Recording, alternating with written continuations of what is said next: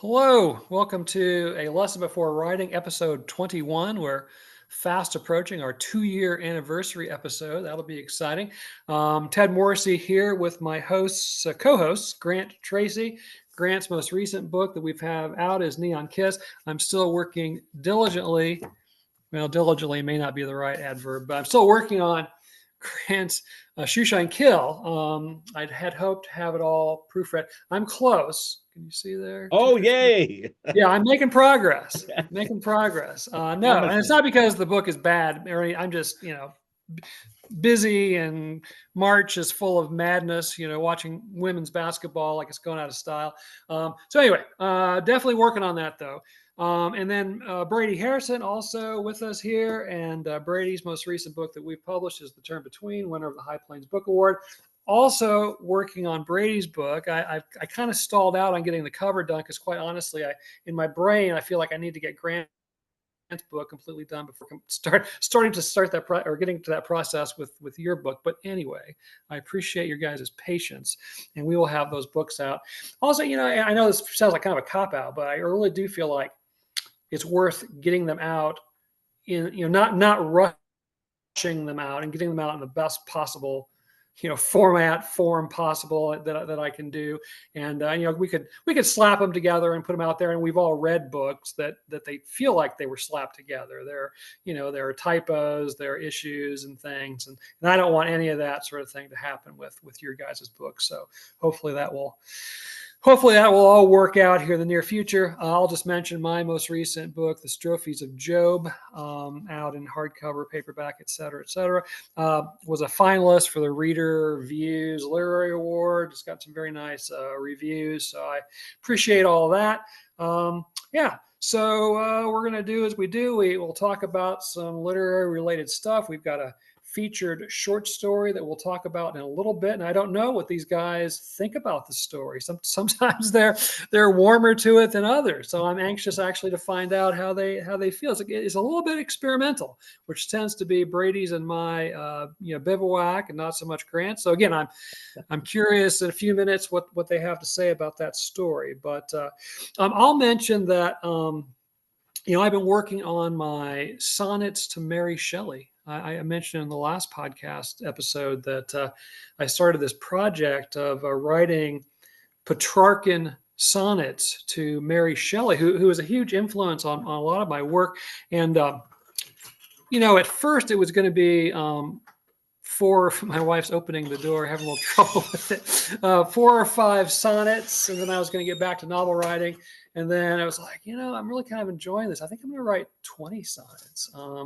And then I got to a point, so, I'm going to write that many. I want to write like a whole book of sonnets. And so then it was like, okay, I'm going to write 40 sonnets. And then when I got to 40, it's like, okay, this book is nowhere near done. So I'm going to write 60 sonnets. And I wrote my 60th sonnet this morning. And I know this book is not done yet. So I'm still writing. My subtitle is A Biography in Sonnets. It's actually been a lot of fun and very interesting to research to the degree I've needed to research. I had my first sonnet accepted for publication a few days ago. That was exciting by Word Runner eChapbooks. Hoping for a few more acceptances. But anyway, that's what I have been up to.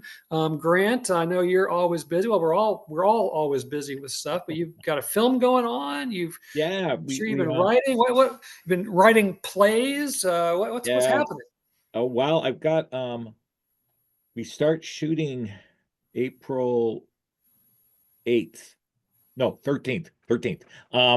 And actually today, as soon as I get done with the podcast, I'm heading off to Janesville, Iowa to clean out a barn. It's kind of a barn that's going to be our stage set. That's going to be the room. There's this upstairs room, and it's perfect. It's got a 1930s vibe and a Marconi radio. So the film set in 1937, and I've got a gal, Jennifer, who's been really getting me props and stuff, and she's doing the costumes, and we are we're the actors are getting ready. They've been learning their lines, and we'll start filming on the 13th. So, and then I'm also committed to doing a stage reading at the Oster of a play that was one of the finalists for the Inkwell Prize, which is a new thing they're doing at the Cedar Falls Theater. It's a 5 states, I think. Maybe not 5. I think it's Illinois, Wisconsin, Iowa, maybe Nebraska. And so playwrights from those areas can send work, and then I'm directing a stage reading of that. Certainty is the name of the play, and I'll be meeting with the cast and crew on Wednesday to do our first table read, and May 17th is when we'll do a stage reading of that. So we got a couple projects, and always writing. I just wrote a craft piece on George Simonal and McGrae's Mad Woman, name of the book, and my jumping off point is The Intelligent Mistake, which, according to Charles Baxter, is where a character makes a egregious mistake based on biases, judgments, etc., and it affects the narrative. So the narrative keeps growing from a mistake a character makes, and thereby the story has a certain kind of agency. The character's not acted upon, but acting on the world. And the mistake McGrae makes in this wonderful novel is this old woman comes to see him and says, someone's been breaking into my apartment and rearranging stuff. And, I'm worried about it. And McGrae, like a triage specialist, puts it on low priority because he's like, she's a little daft. I think she's senile. I got more important cases to work on. Well, she gets murdered. So that's mistake number one. And now he feels guilty and he throws himself into the case, and he makes a couple of other major mistakes along the way. It's a really well crafted book. So anyway, that should be coming out on Open Space at NAR probably in the next few weeks. So I love looking at crime books and finding little craft pointers that I can point out to our folks out there as techniques to use. But The Intelligent Mistake, I think, is a really good one for writers to have in their back pocket. Cool. Well, I have a couple of follow-up questions, but I don't want to keep Brady waiting in the wings much longer here. So Brady, what have you been up to in a writerly or any other way you care to share? Oh, well, first of all, you guys are awfully busy working hard. And Simon On is such a great writer. I love the McGrae books. I love the Roman d'Or, maybe even more, and read him. And the speed at which he wrote is astonishing. And the number of books he could do. I mean, they're very often short. They're sort of novella length, but yeah, they're staggeringly good. And if you find a good one, they are really great. So I've been working on going in too many directions at once. The perpetual, yeah, there you go. Yeah, the perpetual problem. And so I'm working on a couple of articles in Western Studies for my day job, and working on the new novel, which I've been working on for a while now. And I wonder how it will go, and if it will come together in the long run. But also had written a couple of short stories, and if all that weren't going in too many directions and too much diffusion of energy enough, Ted's work on the sonnets reminded me of the story that I wrote that 12 Winters Journal published on as my response to Hemingway's Hills Like White Elephants. Since then, I've written a couple more response stories that I'm calling in my mind the Hemingway stories, where there are gaps, or where I wondered, whatever happened to this character or that character, or what was left unsaid in this story that maybe now needs to be said. And so against my will, those ideas keep coming to me. So I'm going to allow myself, I've told myself I'm going to allow myself to write those stories because they tend to be very short whenever inspiration strikes, or whenever I feel the compulsion to get to that. So yeah, working away and enjoying it. And yeah, glad that spring's almost here. Well, yeah, that all sounds very interesting. I love the idea of those Hemingway response stories. Yeah, the sonnet project. I had written some sonnets to my father who had passed away a few years back, But over time, I only wrote a dozen of them. And so this project has gotten to be, much bigger and broader. Turns out Mary Shelley's life was slightly more interesting than my dad's. No offense, Dad, but it's just a wealth of activity. But here's a very nuts and boltsy kinds of thing. I'm mainly a novelist, story writer kind of guy, and when you're sending that stuff out, you have a short story or you have an excerpt of a novel, and you send that one piece to a journal that you hope will accept it, and they do or they don't. Or if someone else accepts it, you send the withdrawal to that journal, withdrawing that piece. And it's pretty easy to keep track of. Well, when you're sending out poems, oh my gosh, it's like planning Desert Shield or something, because first of all, every journal has a different number that they're okay with you sending. It could be only one, although that's kind of rare, but up 1 to 3 is not unusual. 3 to 5, up to 6, maybe 7, as many as 10. And so you send out these poems, but you got to keep track. After you get to a point, you got a whole bunch of poems, and you got to keep track of, okay, what have you sent where?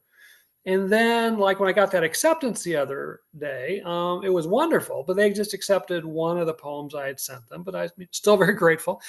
But so then I had to go back to, I got like this Excel database, and I got submittable stuff going on.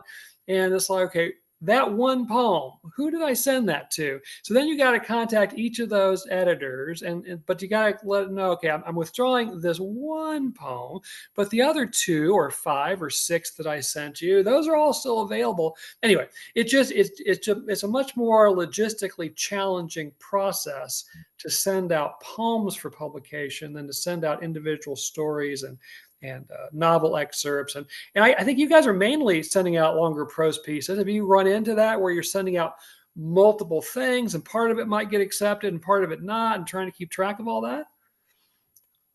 Is that familiar to you at all?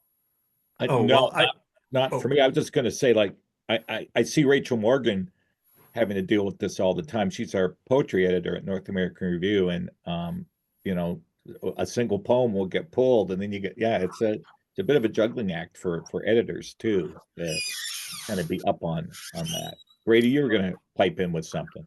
Yeah. Oh, I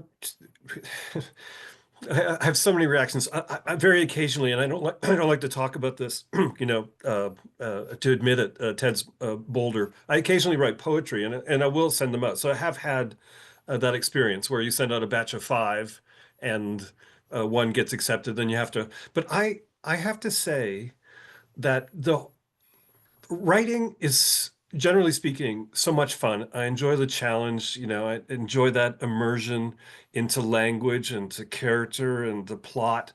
But the publication side of everything is,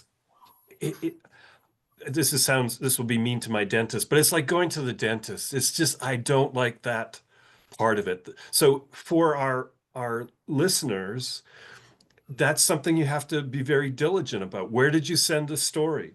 How many places did you send a particular story to? Because some places allow you to have submitted elsewhere. And so seeking publication is complicated, difficult. It's hard on you, I think, hard on a person.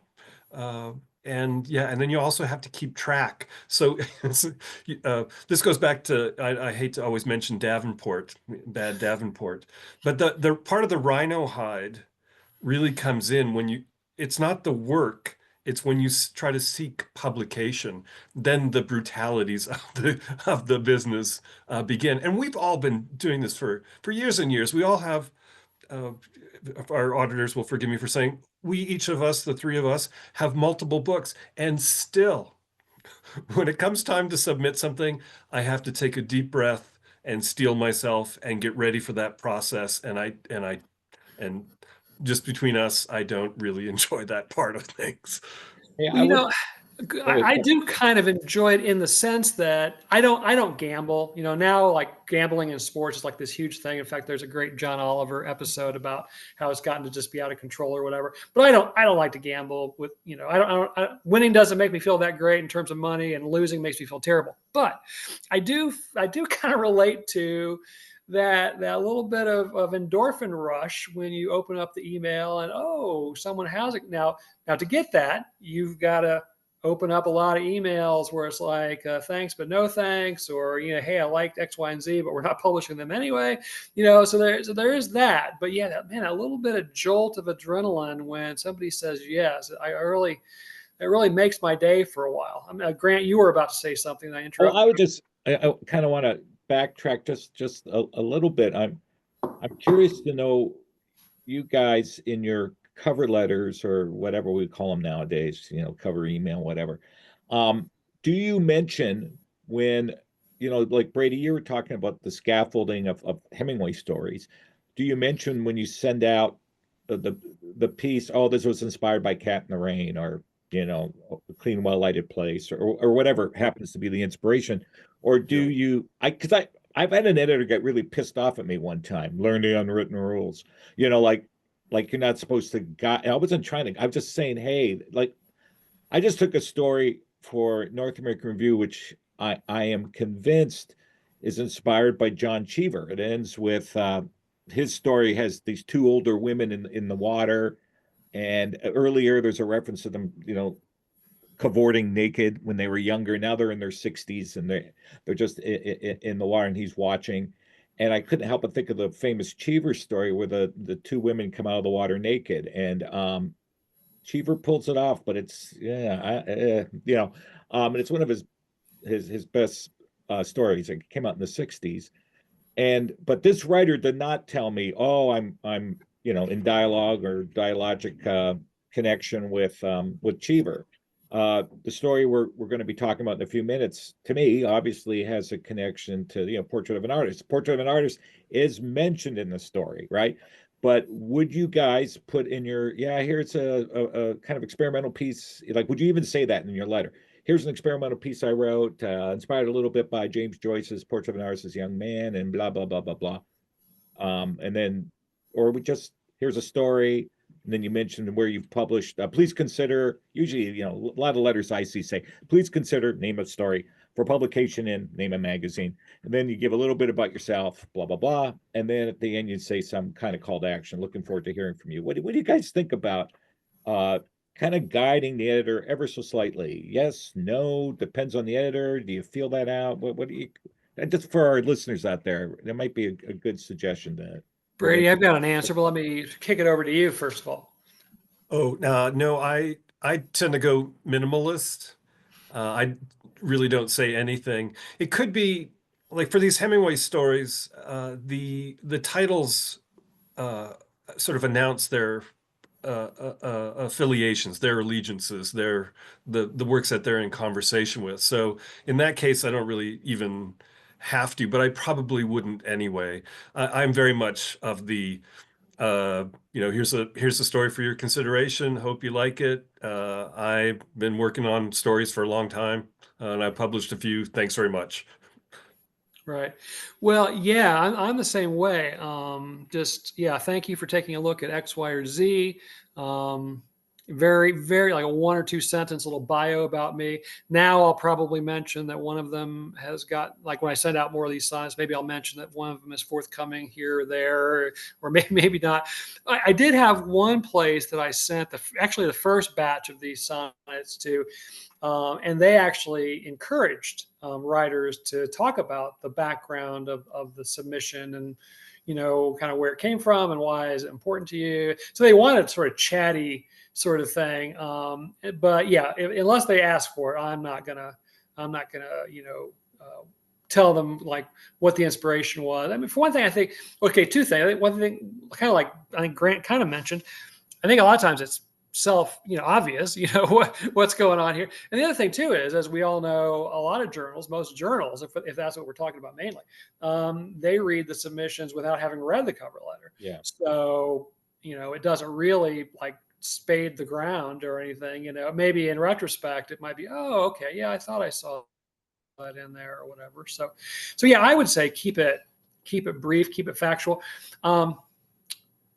I did a video for my undergrads last week, and it was very very paternal. I came out sounding like father knows best or something, which I was trying to avoid.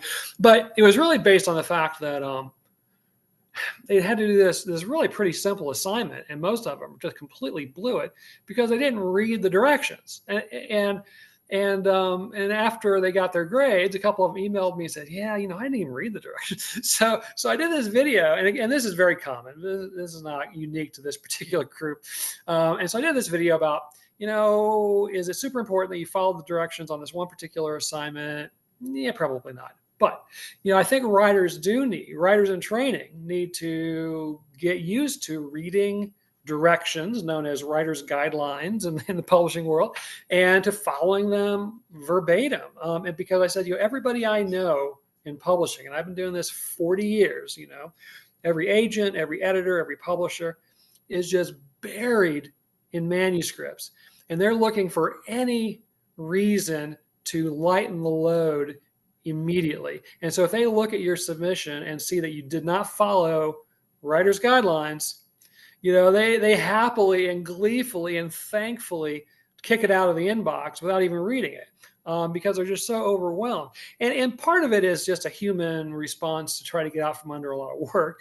But I think also, if you're asking a publisher to publish your work, or obviously if you're asking an agent to represent you, you're asking them really to enter into sort of almost like a business arrangement, like a partnership. And this is your first, kind of opportunity to demonstrate what kind of a business partner you would be. Because once the publishing happens, now in the world of journals, obviously you'll be asked to maybe check the proofs and to get back with the editor once or twice maybe. But obviously once a book comes out, there's all kinds of revisions, and then there's promoting the book, and there's doing this and there's doing that. So they expect you to kind of hold up your end of the bargain throughout the process. And if from the very first go, you're not even following their writer's guidelines, that also is an indication you're not going to be someone they probably want to work with. So anyway, I think it's super important to follow guidelines and so forth. And otherwise, you're just going to be, dead in the water for anyone to even read your manuscript. You're kind of nodding away there, Grant. Is that kind of your feeling as well? Yeah. I'm also a big believer, as a guy who loves the legend, the myth of the Beat Generation, of following your gut. And usually I don't say anything about my stories. I just do exactly what you guys were saying. But with one of the stories, I was looking up to make sure I get the title right. The Museum of Americana, a literary review. I wrote a story that was written on the scene in The Big Sleep where Carmen's naked in a chair and she's just wearing a pair of feathered earrings. And I just wanted them to two things. One, I wanted to say that it was a subtle way of trying to say that crime writing is literary. All right. And then the second thing was that because it's Americana, crime fiction is part of Americana, and I'm part of that tradition. And this is, Raymond Chandler, one of the great writers of crime fiction. I'm piggybacking on his work. So I didn't go into all that detail I just shared with you guys, but I just I wanted to drop a little note in there just to sort of say this is literature too. And they end up taking the story. Did they even read the cover letter?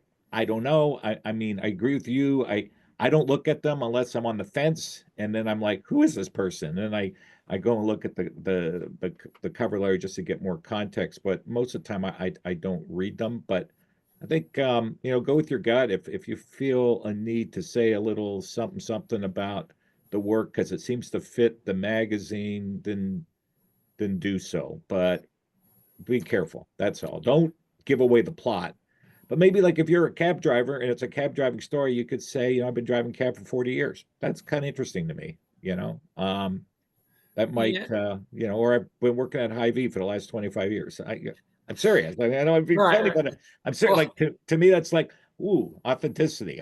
I knew there was a reason this story rang so true because this person's lived it, So, it's a balancing act, but I usually don't do it. But there's been a couple of times where I felt the urge and I followed my impulse and have given a little bit about, the Well, I inspiration. want to get Brady in on this, obviously, but before I forget, you mentioned about maybe saying why you felt like the story felt or fit a particular theme.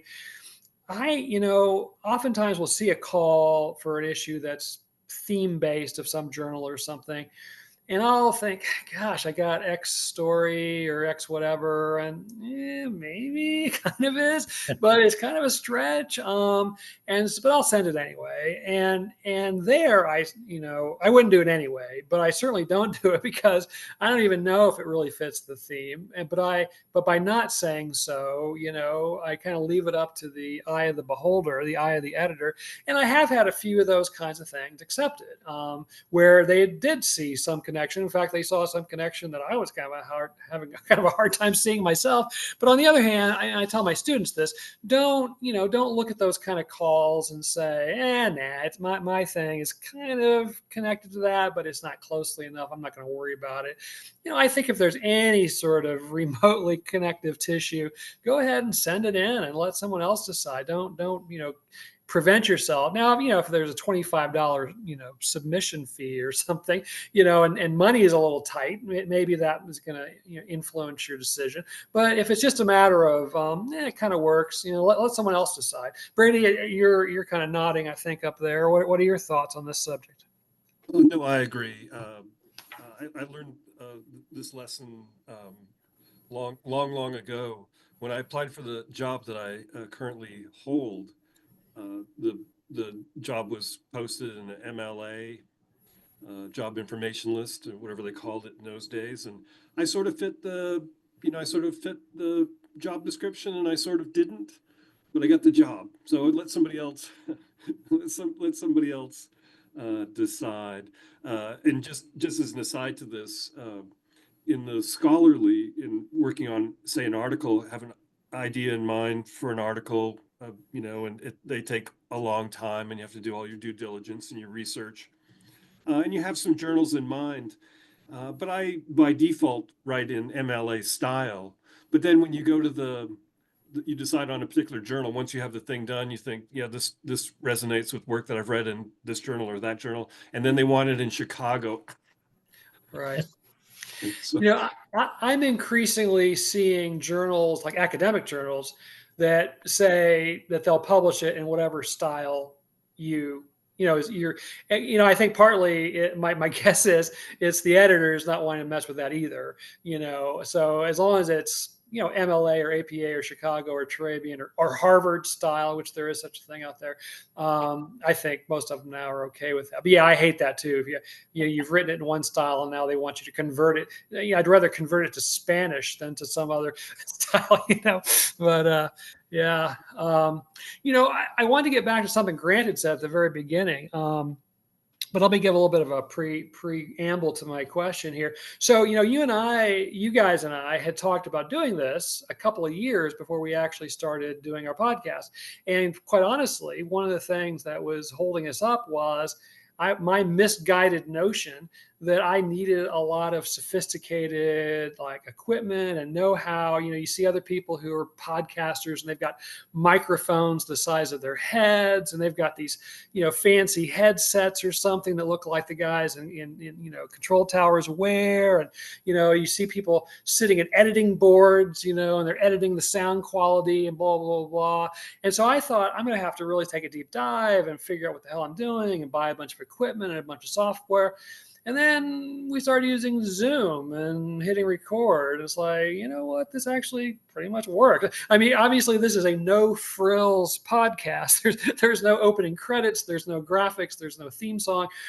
But on the other hand, I think it's pretty well done. And I think the quality of the audio is fine and the video is fine.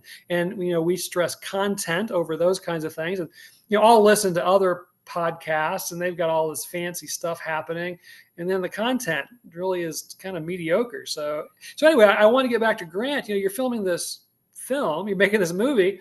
What are you using for your actual? It's a very nuts and bolts question, but how are you capturing the video and the audio? That is so interesting. Yeah, I have a record. I can't remember what it is, TechMaster, some kind of recording device that's really good for sound. The person holding the boom mic has the headphones on and can hear the sound as it's being recorded, so we can make sure there's no problems, like if we're outdoors and wind is blowing and it's making an ambient rush. But I'm filming the whole thing on. Nice. I know. Yeah, so Grant held up his phone, by the way, for those of you who are listening at home. We're I gathered by the fireside radio chat. yeah, it's like there's no big camera. It's like we're using an iPhone, and yeah, it's and then we have a whole, my buddy's the editor, and he's got all this technology. He's really good at it. Joe Frenna, so he's the producer and film editor and director of photography. So I trust him, but I'm going to be involved in the editing, not so much to oversee what he's doing, but I want to learn so that I can start doing some of the editing myself. He's got whatever it is. I don't remember the program, but he can move stuff around and line stuff up. It's pretty amazing. And yeah, so that's it. We got editing platform. We got an iPhone. We've got pretty good sound stuff, a pretty good boom mic, and we're filming in a barn at night. So we've also got some lights that we purchased, and I'm going to use some kerosene lamps because I want to give it sort of an old school vibe. And that's about it. Yeah, but the lesson to be learned: don't set something in the past if you're a filmmaker. I spent so much time, and some of my own money. Like I purchased a 1937 Bell Electric telephone because there's a telephone and I needed it to look right. The goddamn thing is so heavy. You could kill somebody with it. I mean, it's incredible, but it's authentic, baby. And I got it on eBay. So we've got authentic phones. The costuming's all period detail. The radio's period detail. Everything. I mean, it's one of the reasons we shot in this barn. As soon as I was inside it, I'm like, this looks like the 1930s. This is what I need. So I didn't want to update it because the guy's a World War I veteran in Canada, was really involved in World War I, fought in all kinds of historic battles, wipers, Vimy. And so he's a veteran of World War I, and I wanted it set in the 30s to give my nod to. Here I'm talking again about other writers, but I love Morley Callahan's More Joy in Heaven. So it was. I didn't want to update it. If I update it, then I'd have to probably make him an American. Nothing wrong with that. But I wanted to keep it Canadian and keep it rural and old school. So it was costly. It's costly to stay in the time period. Like even just getting a soft pack of cigarettes. He smokes Lucky Strike, and my actors don't smoke, but I'm going to probably have to order fake cigarettes with herbs in them or something so you can smoke. I don't want those electric cigarettes. Like, no, it's gotta look. I want a lot of smoke. I'm very noir. It's a crime noir, and I've got in my mind like a B movie. We're shooting it in black and white. I had to find vintage paintings because her art is in the Group of Seven style, and which in Tom Thompson and later A.Y. Jackson, Casson. I mean, yeah. So I can go on and on, but yes, period detail, authentic as possible. That's the hard part, but I'm really excited to start filming. Cool. Yeah, not that we need a lot more podcaster competition, but I would say anyone out there, because I hear from people all the time, like, oh my gosh, I've always wanted to do a podcast, and I've been meaning to do that. And again, not that we need any more competition, but if what's holding people back is the belief, like I had for so long, that you need all kinds of fancy equipment and fancy know-how, it's really not true.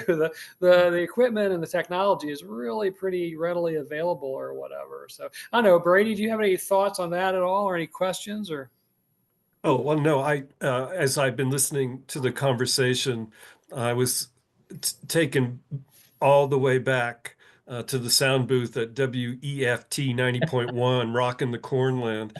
And so Grant had the Spirit of 77 punk show, and so it was always kind enough to invite me in now and then to play some music. And so from our very childhoods, the DIY aesthetic is, and so I just love that, Grant. And Ted, what is available? What can we do? My daughter loves podcasts, and she's hooked on a long series television, like Buffy the Vampire Slayer and X-Files, and she listens to podcasts, and those podcasters have advertisers, and they have music, and they have little interlude music between, when they switch the topic, and and they're very hip, and the sound quality is great. And she has encouraged me, and I have listened to them, and they're wonderful. But I also like our DIY. Yeah. Yeah. Well, yeah, I'll listen to a couple of podcasts regularly, and then at the end of them, they'll like roll the credits, verbally, and they run off like 15 people, researchers and sound engineers and consultants and music mixers, and it's like, what the, we could have a pretty cool sounding podcast too if I had a whole army of people. But in all seriousness, I do think our podcast, minus the theme, minus like interlude music between segments or something. It sounds fine, and the content is good, and so forth and so on. So, For me, it's like, I mean, I love She Done It. I'd listen to that with my wife. She loves murder mysteries and Carolyn Crampton. I mean, so it's a great show. But coming back to Brady's point, the do-it-yourself aesthetic, to me, like our podcast is ours. In other words, nobody else's pod is like this. And She Done It, it's original too. And that's the way I feel about art. The art that most excites me is it's in dialogue with other work, but it's done in a fresh new way. And it's like only a certain person or certain group of people could have created this. And that's, to me, what is exciting about, like, Brady's stuff is Brady's. Like, it's got his stamp. I know I'm sounding like an old French film critic, but I don't care. I believe in the auteur theory. It sounds like him. It's him. It's his work. It's his voice, it's stuff I haven't heard before, even though it's in a tradition, and that's what excites me about art. I'm not interested in seeing a film that's like a ripoff of Tarantino. Boring. I want to see someone, and that's what I want to do with my film. Is it's going to be my film done with my passion and with the actors I'm working with, but it's an independent project, and I want it to be in dialogue with other gangster films, but to be something new that people haven't seen before. And I think this is what we're doing with our podcast. So that's what DIY is all about. Yeah, and I think this kind of goes without saying, but as young, devilishly handsome gentlemen, we have a certain je ne sais quoi, certain charisma that no doubt is compelling our auditors. Yeah, we probably are on a continuous loop at several retirement centers around the country. Okay, fair enough. Fair enough. We're the subject of trivia night at villas here. Anyway, hey, I'm gonna, I was kind of ripping on my undergrads a little bit, going, I don't mean they're cool. I like working with them, and obviously that's why they're doing this. They're learning, right? They're if they knew how to do all this stuff, then they wouldn't need to take these classes, and I wouldn't get paid the princely sum that I get paid by the university to teach them.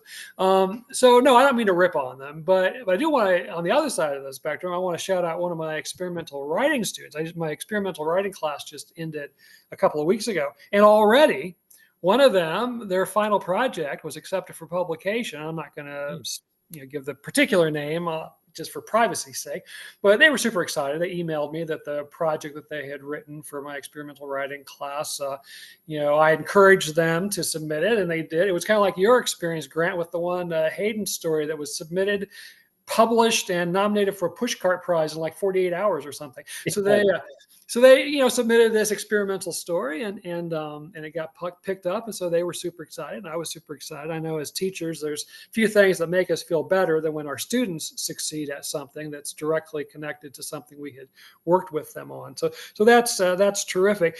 Yeah, my experimental writing class, I proposed it several years ago because of the fact, I think I've probably talked about this on other episodes, but because of the fact, I think so much of the time in creative writing classes, especially workshop classes, the the course is very prescriptive. Like, here are the rules, learn the rules and follow the rules. And so many students that I've encountered seem to get the impression that you have to follow the rules, that, that to be a creative writer, you got to know X, Y, and Z, and you never break the pattern, and to me, the only rule in creative writing is that there is no rules, or there are no rules. So that's kind of what the theme of this class is. And we start off with some fairly light experimental touches. Then as the semester wears on, I give them wilder and wilder stuff to read, and then I have them read a collection by Shelley Jackson, who's one of my favorite authors, which is a conceptual novel basically, but it's all kind of experimental pieces that all work together. But anyway, a lot of them are very pleased with the class at the end. Well, I hope they all are pleased with the class, but it is very eye-opening for many of them.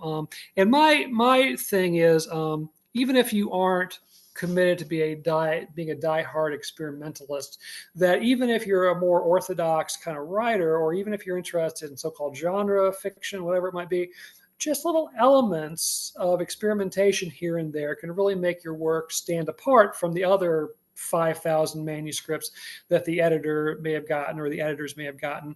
And I did a video, which you can find online, where I just, I got all literary magazines laying around, and I literally just picked up a batch, and I had gone through them, and I just found like several pieces that had just little experimental touches here and there. And I kind of bring it up in part because the story we're about to talk about, I think, has an experimental quality about it, but it's not wildly experimental.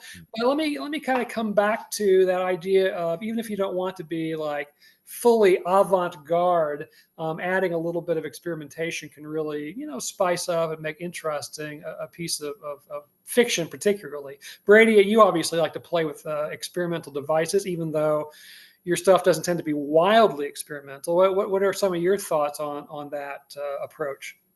Oh yeah, no, of course I love that, and the way, and I've spoken along these lines in earlier podcasts, but I think of experimentation as it's a form of relationship with the reader. What kind of pressure are you putting the reader under?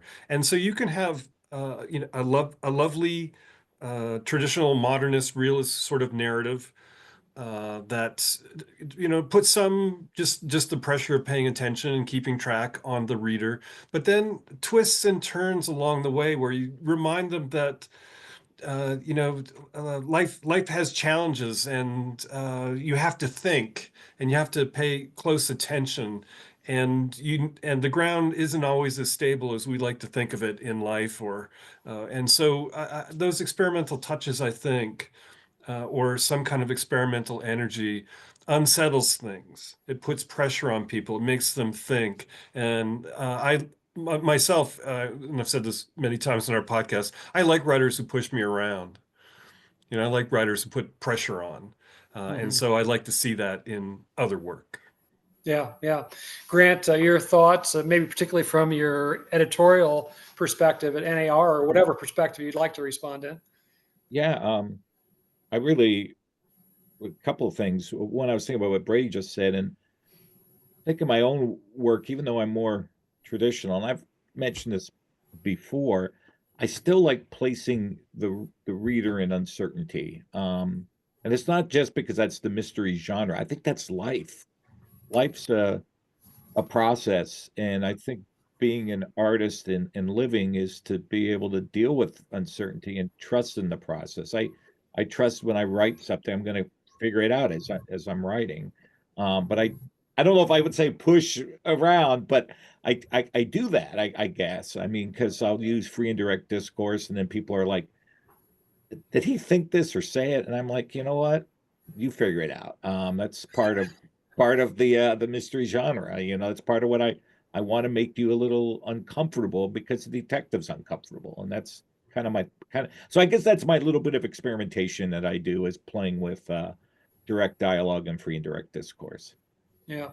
Well, I don't tend to be wildly experimental on the page. I used to be more so. I know we talked about this in another episode, that one of the things that kind of broke me of that was the difficulty of translating some of those experimental techniques on the manuscript page to the book printed page. And so, I kind of stopped doing it in large part because ultimately I'm always thinking in terms of the book that's going to be published.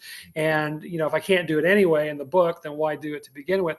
But my experimentation, probably overarchingly, is conceptual. Like, for example, my novel Mrs. Seville, which is a sequel to Mary Shelley's Frankenstein. But the experiment was to write it as if it was published in the early 1800s. So the voice, the style of it, the epistolary style, just the look of it. How did Mary Shelley handle dialogue in Frankenstein?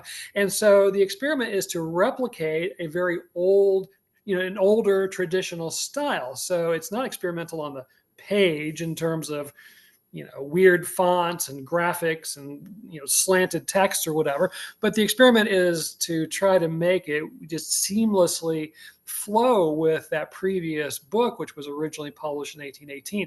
And most of my books are experiments in the concept of the novel, not necessarily in the actual text on the page so much. But yeah. Do you think, Ted, this is kind of a sidebar question, but I think it does tie into experimental writing.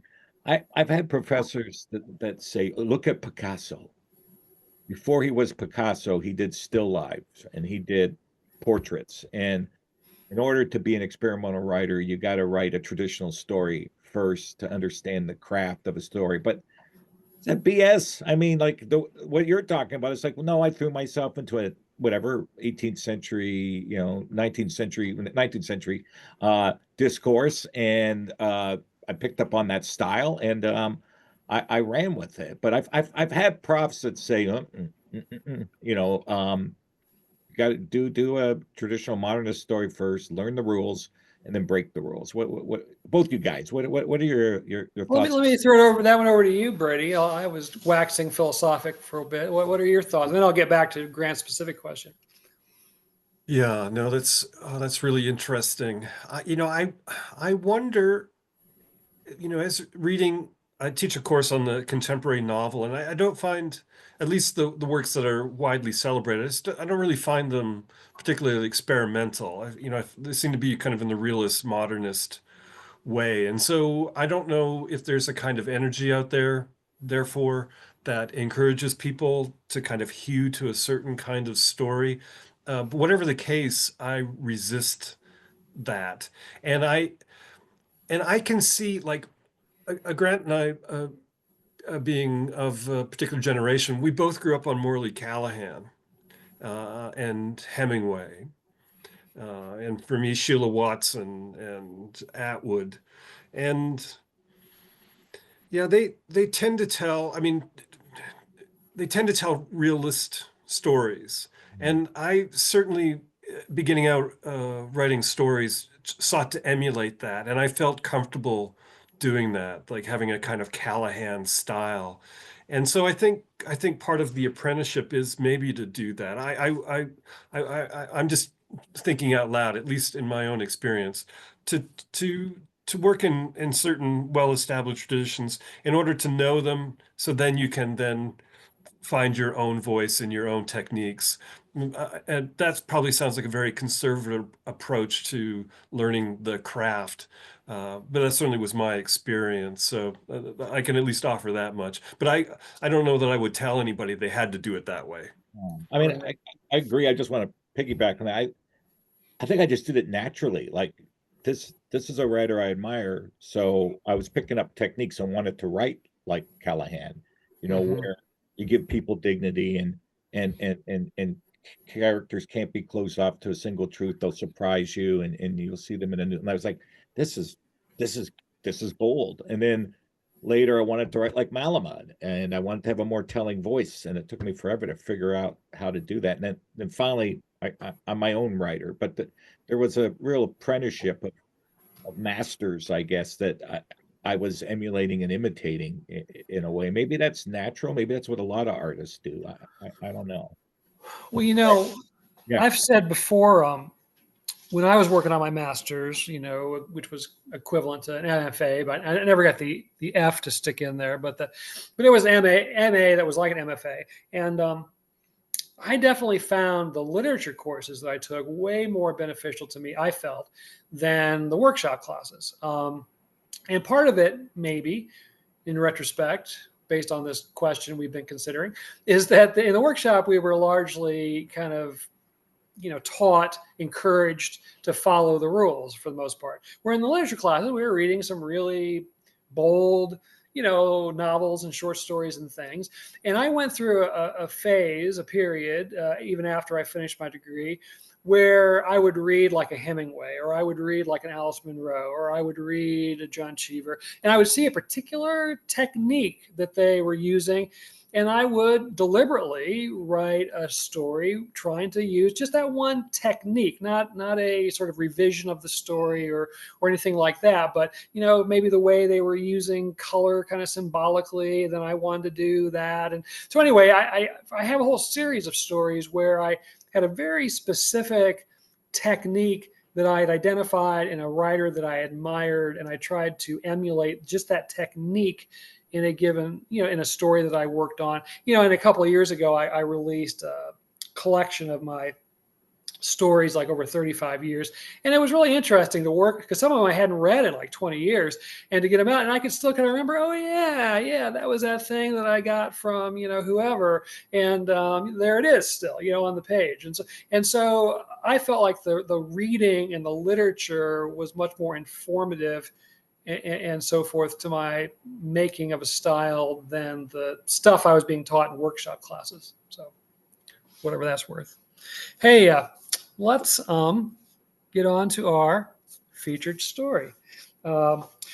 This is a little bit older issue. I gave you guys a Columbia Journal number 58, which is like from 2020. Normally we're doing something, like piping hot out of the literary oven, but it just so happened I hadn't gotten any brand new journals before I needed to send you something to read, and we hadn't done anything out of this journal for whatever reason. So I went ahead and grabbed something out of here. Really cool journal, very high end in terms of production. It's got full color. I know you can only see this on the video, but full color art.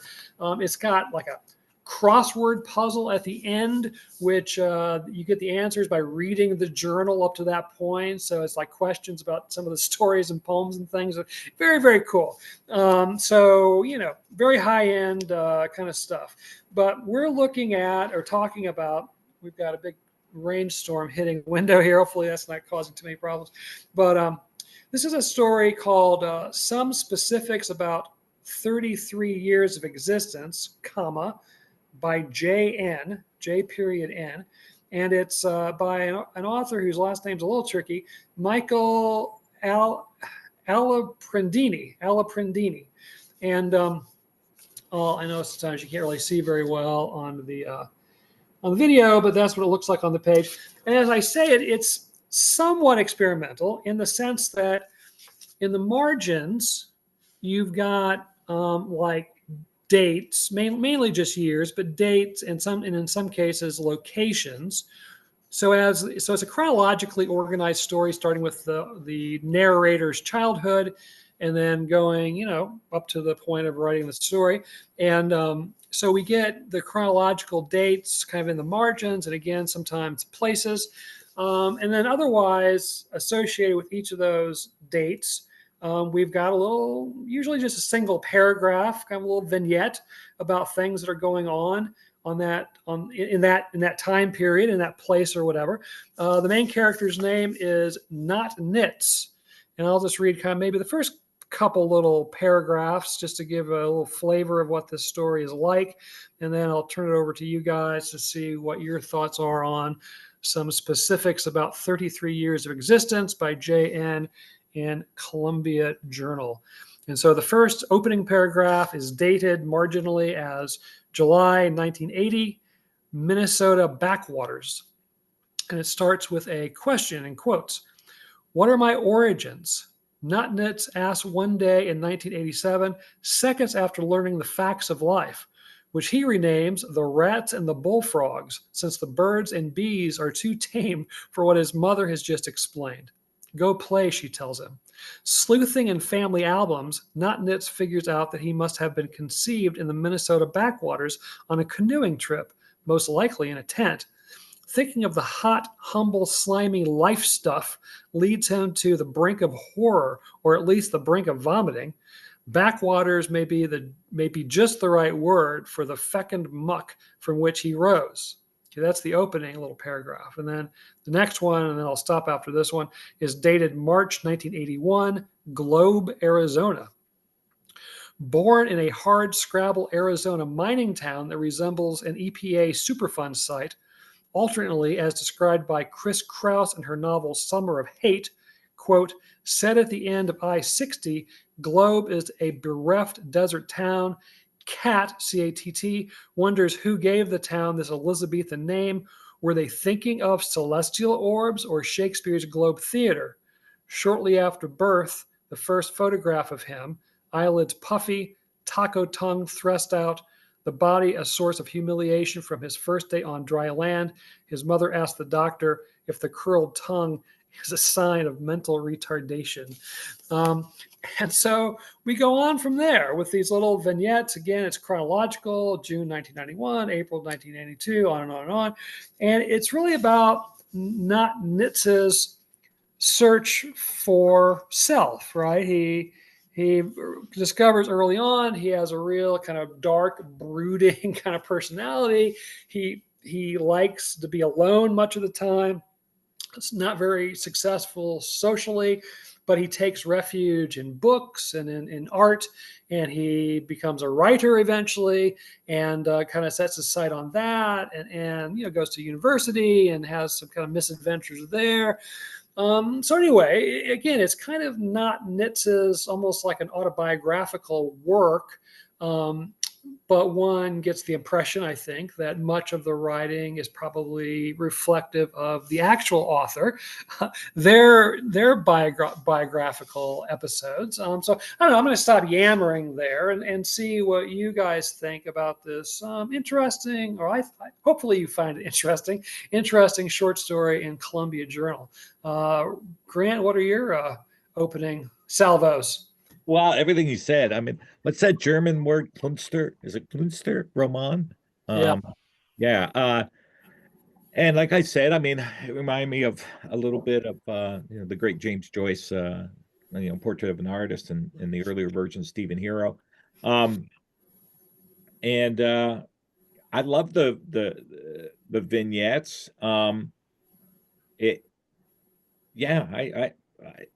found it. I couldn't stop reading it. I mean, it was definitely working for me, and I could see a lot of touch points for my a love for language. I mean, I never studied the dictionary, although a friend of mine from my Illinois days, Dave Erickson, said when he was in high school, he had the dictionary in the John, so he'd study a couple of words every day.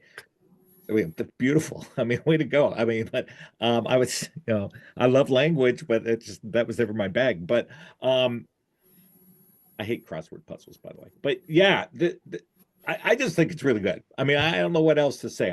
I read it. I was enthralled. I I did think it was interesting about the name, like not knits, not knits, not something. I couldn't help but think of the Nimitz. I couldn't help but think of notice. And there's like all these words going through my head that I thought it was playing with. So I love the name choice, and the sort of sexuality thread through the story. With is it Samuel? The friend. There's sort of this motif with vomit that comes up later. And then we later hear of Samuel's passing, and so there's a lot of what I call it's a term I've coined. I don't know if I stole it somewhere, but I want to write an article on it. The articulate unsaid, where like in Raymond Carver's stories, characters don't always understand what's happening, but in a story like this, reflective, there is a way in which this character's the narrator's repressing stuff, but there's sort of an articulate unsaidness. There's a inability to say it, but to feel it. So I'm reading between the lines and I'm getting things, but the character's not always forthcoming with everything, and at other times painfully so, like with the woman who says you need to learn technique about his lovemaking.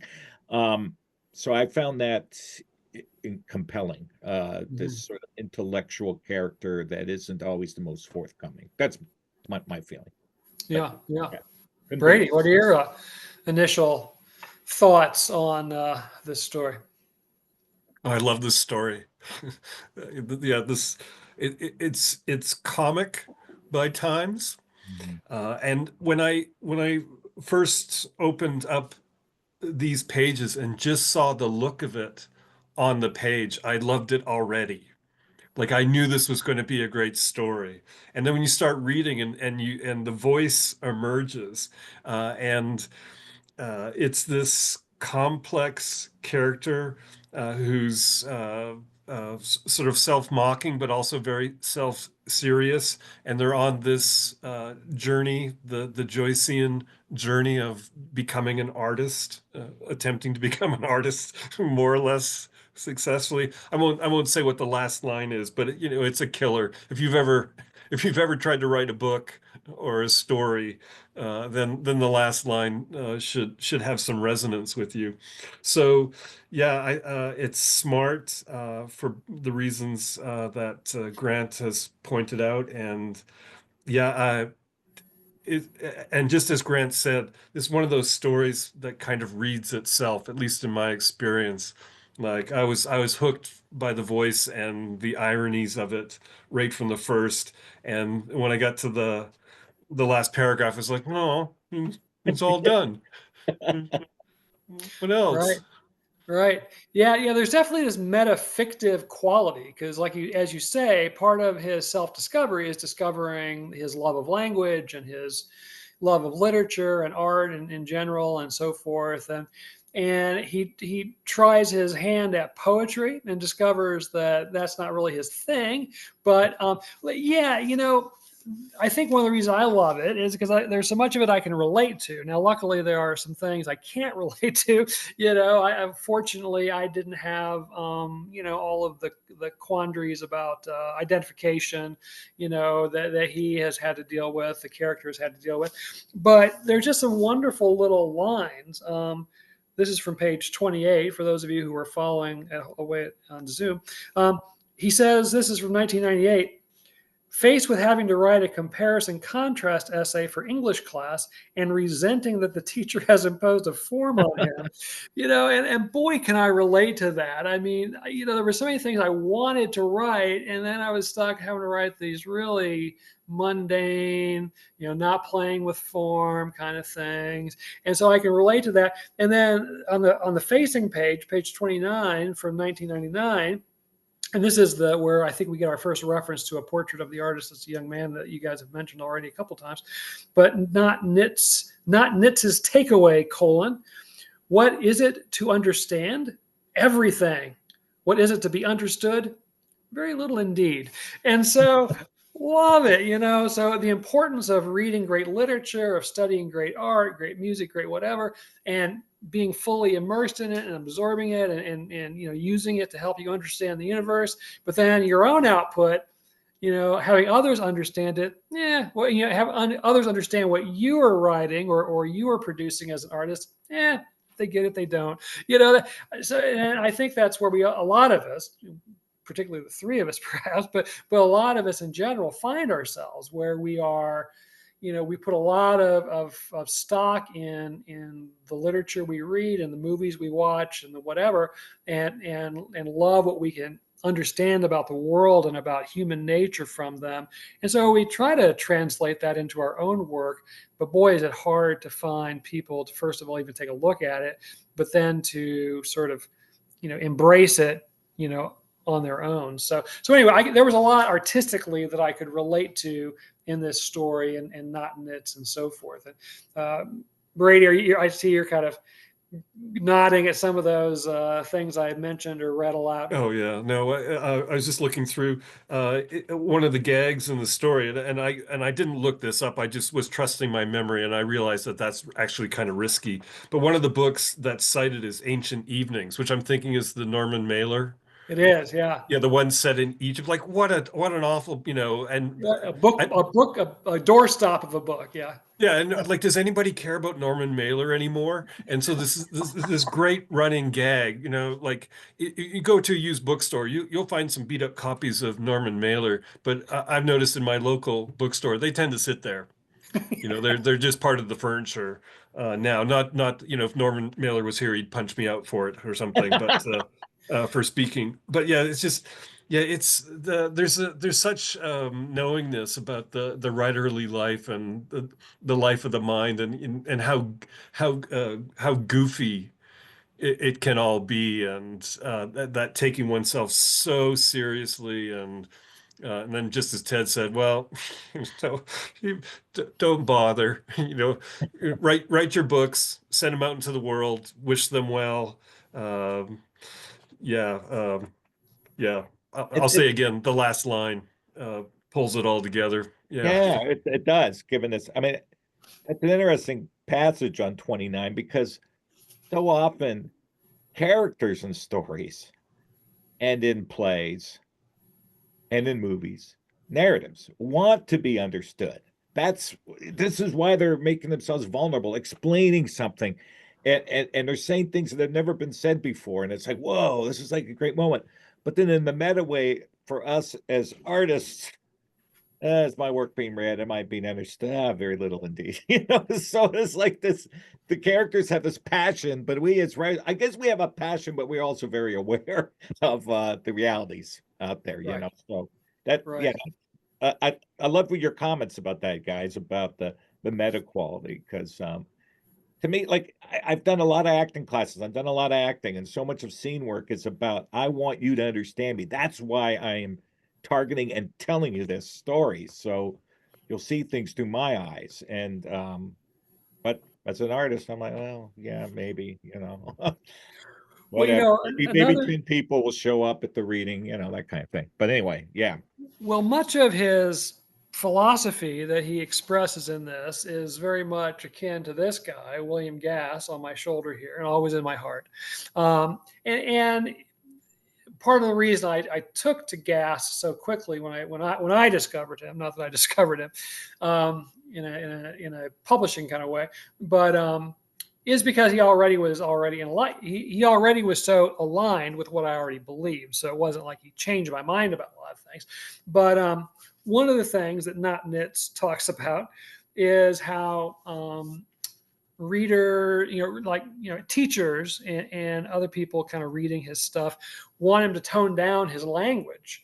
And Gass had that same problem, and then in the 50s when he was trying to first get published, he had editors who liked kind of what he was doing, but they just thought he was over the top with his language. And his thing was, and I quoted this letter that he sent to an editor that said that it is what it is, and if you don't like it, don't publish it. But I'm not going to change a word to make you like it and publish it. And that was kind of his attitude through his whole career. And that's exactly how I feel. Like I've been accused of overwriting, of being a bit purple in my prose, and maybe why I like to write sequels to Mary Shelley's 1818 novel, because it gives me license to be as florid as I want to be. But that's exactly how I feel. I'm not going to tone down my writing and make it, to me, less interesting, less colorful, just because nowadays people are looking for more straightforward, more accessible kind of prose or whatever. So I really like that in this narrator, and I think probably in the writer who wrote this story, that you write for an audience of one, and that's you, and you have to trust that there are others out there who will follow along, and probably not a lot of them, but some, hopefully. Yeah, Grant, what do you think about that? Oh, absolutely. Couldn't agree more. I think every writer has their own voice, and that's why I'm always saying to students, break the rules. Don't, I'm a very paratactical writer. I use subject verb object constructions. I like coordinating conjunctions. I love the word and. It's probably my favorite word in the whole English language. But just because that's my style, I'm not going to impose that on students that want to write long periodic sentences. More power to them. Hemingway had this thing, don't use adverbs, and I love a good adverb. And I used to take all the adverbs out of my prose, adjectives and adverbs, all subject verbs, verbs and nouns, verbs and nouns, verbs and nouns. And as I've got older, I'm like, that's silly, a good adverb now and then you can really do the job. So yeah, I'm a rule breaker that way. I don't think you should prescribe language at all, and let the students find their voice. They shouldn't be copying your voice. They should be finding their own voice. Right, right. Brady, I know I think I know how you feel about this, but you want to go ahead and vocalize it? Oh, well, no, I agree. And yeah, find your own voice. And further, perhaps to what Ted was saying, to what Grant was saying, some philosophy, some view of the world and of the role of literature and what stories are for has to underwrite it. And so you have to not only have your own voice, but you have to have, allow yourself your own philosophy of all those things, and have the courage that Gass had, like, this is what I have to offer. If you like it, that's great. If you don't, Right. move on. Right. One of the things that the narrator talks about, which again, very much close to my artistic heart, is this idea of, he said he didn't find that he was a very good poet. I hope that part isn't true of me, but since I spent the last several months writing 60 sonnets, but he talks about that you can learn things through the writing of poetry that you can then adapt to your prose writing. And one of the things he mentions in particular is the idea of compression and concision and so forth. And I do think that certainly is true. And I mentioned, I think in the last episode, that one of the things I love about writing sonnets is that they're so restricted in terms of 14 lines. And when I write like the original draft, like my octave itself wants to be 14 lines and the sestet wants to be 14 lines.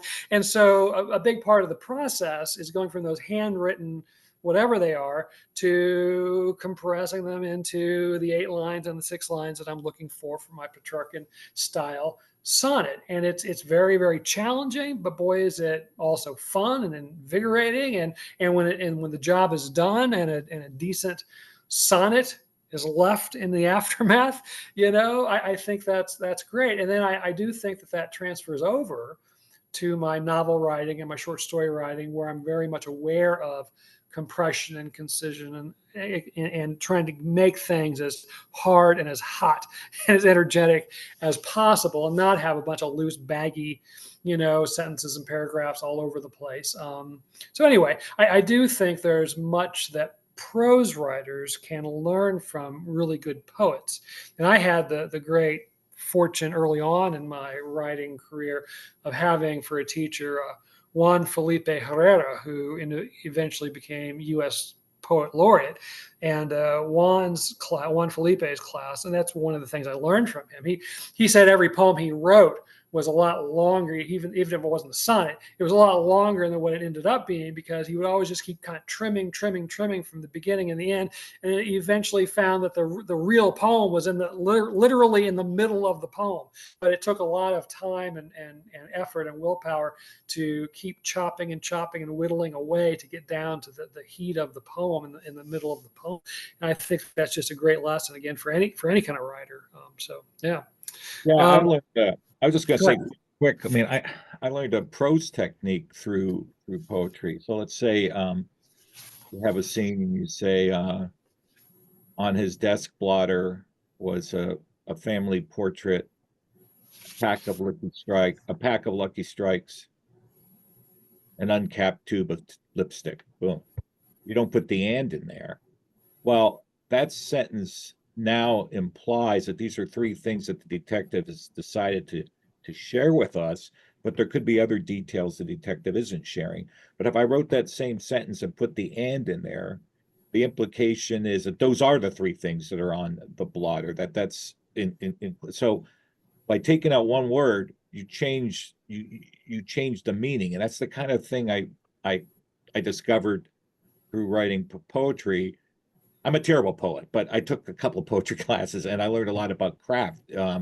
With compress, it creates certain choices in prose that are vastly intriguing, I think. Hmm.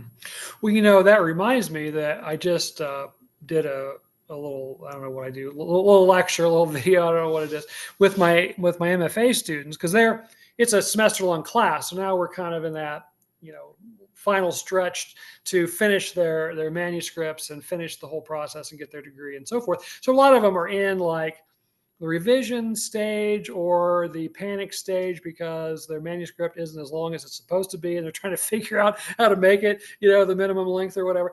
And so I introduced them, or maybe reminded them in some cases, of the technique of cataloging, where you go in, and we usually think of it with fiction, but really anybody, and even a creative nonfiction writer or certainly a poet can do it, where you just list a bunch of things associated with a particular character or a particular without any perhaps connective tissue. I start off with an example from Homer, from the Iliad, just to kind of emphasize the fact this is not a new technique. But an example I give them is from Pynchon's Gravity's Rainbow. When we're first introduced to Slothrop, the main character, he's in the army. He's at a base in England during World War II, and we're introduced to him by Pynchon describing the crap that's piled on his desk, and the papers and the cigarette ashes and the candy and the blah, blah, blah. And so it's this long paragraph, but it's just basically a list of items, one after another, of the things we find on Slothrop's desk. And we learned just all kinds of things about Slothrop. But so when he is like physically introduced into the narrative, we already know a lot about him just from the stuff that's on his desk. And so it can be a very useful technique to get a lot of information. And it really relies on the reader, obviously, to draw impressions from that. But you're not having these full sentences where you say, well, he smokes this kind of cigarette and he does this kind of thing, because you just give the nouns basically, and we draw the conclusions from there. I don't know, Brady, have you tried cataloging as a technique per se? Oh, sure. Yeah, absolutely.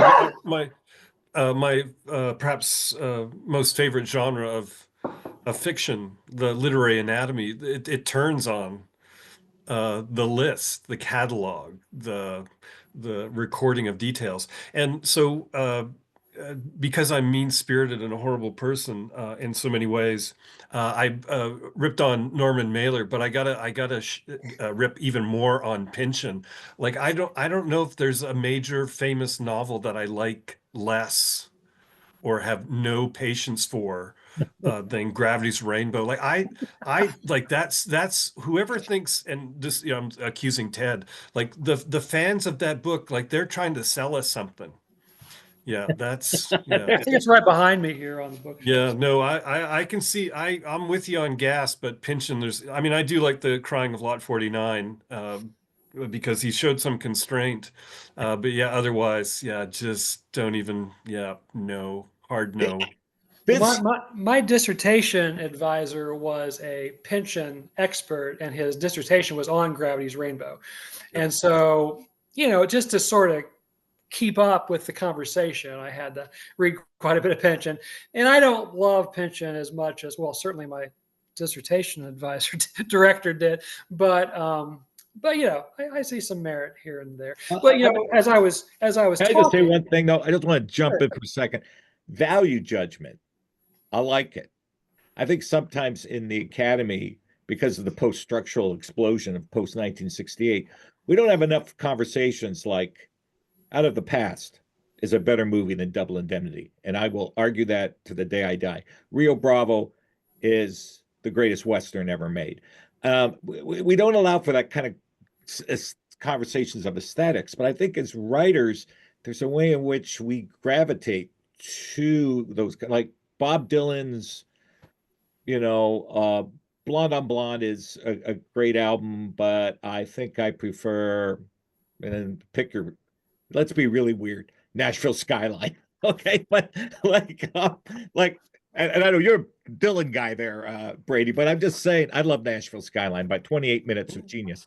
So my point is, I like how writers and artists go there. We have these hot debates about things that. So Brady, I appreciate what you had to say about Pynchon and Mailer. I like having conversations in which values. We talk about writers having values and having vision. I think also as appreciators of art, we make valued decisions all the time, and I think that's important to remember. It was bothering me that I didn't see it on the show. It was literally right behind me. So there's my Gravity's Oh Rainbow. my Well, God. well thumbed. All right. I'm afraid I'm going to take I Brady. once wrote a paper comparing Gravity's Rainbow to Beowulf. So that was. I'm taking Brady's note and giving that a pass. So, Hey, let me read our featured authors contributors note before I forget to do that. I so far 21 episodes in, I haven't forgotten, and so I don't want to forget this time. So Michael Aliprandini lives in Italy and works internationally as a curriculum developer and teacher trainer. His short stories and essays have appeared in several publications, including Litro, Litro, which apparently he was an editor of for a time at least. It doesn't say that here, but I learned that looking online. Also, Gravel and the Bacon Review. He has just finished writing a novel set in Rome and based around the illicit antiquities trade. Currently, he is under quarantine, relaxing in the Central Apennines, I'm not pronouncing that right, and meditating on Boccaccio's Decameron. This was from 2020 rather, and so I don't know quite. He doesn't have a huge online presence. I didn't find a website. Not really doing much with social media, but he does have a few. He has several pieces published online, and all with kind of a flair of creativity in terms of the structure or experimentation, I should say, in terms of the structure. And then a couple of videos I found as a curriculum developer and teaching English as a second language and those kinds of things. So it seems like a really interesting guy. But yeah, so great piece. I'm glad you guys felt as strongly about it as I did. I never know for sure. Did you have any final sort of things you either wanted to say about the story or about just kind of summing some things up? We probably want to give our readers or not, or rather our listeners and our viewers a little bit of a break here. Brady, you're really good at the summative statements. Do you have anything in mind you'd like to share? Well, yeah, I will share. Great story. And then one of the things that occurred to me as I was listening to our conversation and listening to you both and thinking about what we do, like we really love books. We really love stories.